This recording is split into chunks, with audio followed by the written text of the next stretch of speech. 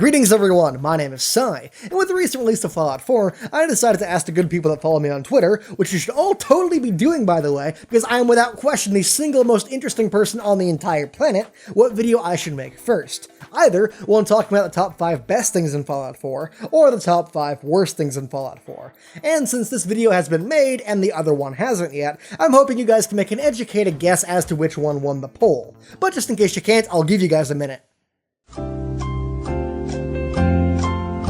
Screw it, the top 5 worst things in Fallout 4. Let's go. Number 5. The world is still static. This has been an issue not just in Bethesda games, but in the open world genre as a whole for as long as I can remember. And that is, that no matter what you do, no matter where you go, and no matter who you help, the world stays static, completely unchanging. I mean, sure, you could go inside that building and kill all the ghouls inside, but when you fast travel away and come back again, they'll all have just respawned. Now, everyone loves to hold up nuking Megaton in Fallout 3 as the only major example of Bethesda providing the ability to shake up the game world, so I think it's worth mentioning that you can also set off a nuke in Fallout 4, which, by the way, is the only example I found in 40 plus hours of gameplay of the overworld being at all dynamic. But it's the exact same thing you did in Fallout 3, just again, so it's not special anymore, you know?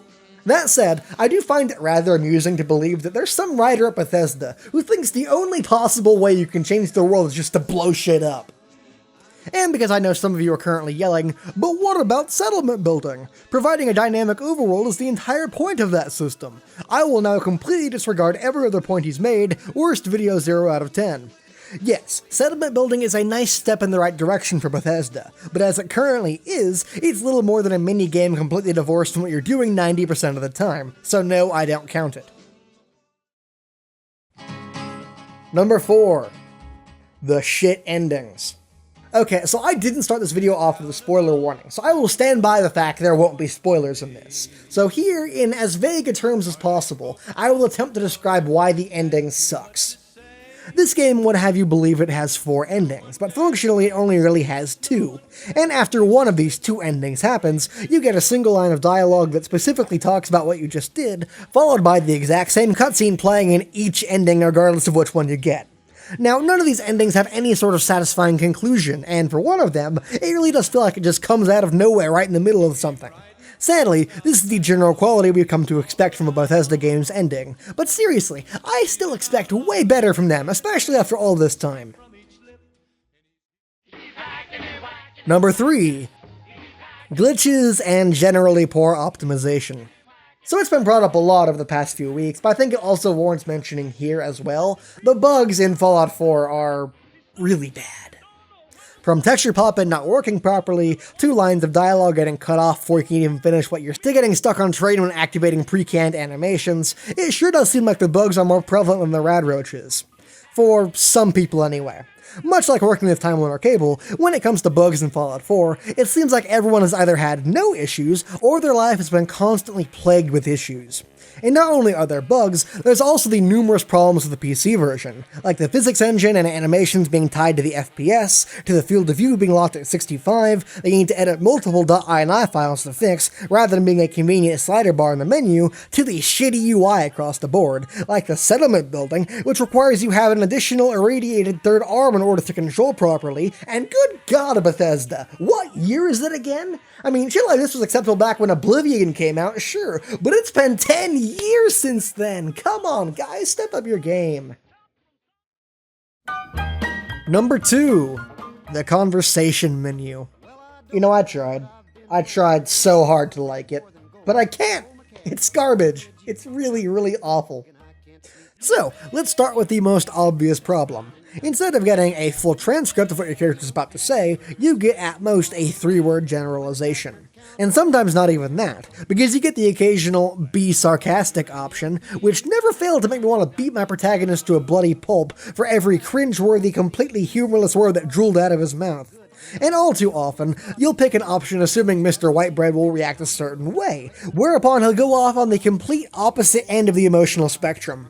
Hey Bethesda, remember back in 2011 when LA Noire tried this very same thing and failed in the exact same way? I mean, have we just completely forgotten the ability to learn from the mistakes of others?